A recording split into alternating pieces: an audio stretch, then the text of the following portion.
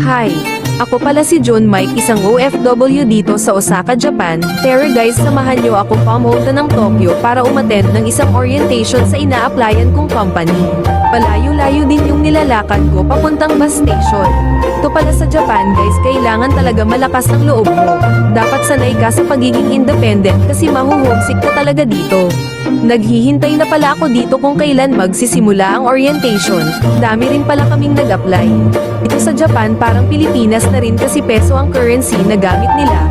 Bumili ako ng sushi dyan kasi nakaramdam na ako ng gutom.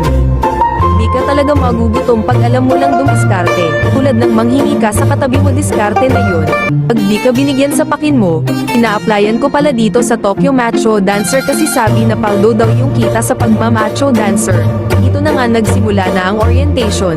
Naka-face mask na kami niyan kasi 50-50 na yung nag-o-orient sa amin. Natapos na rin after ng 2 oras. Uwian na.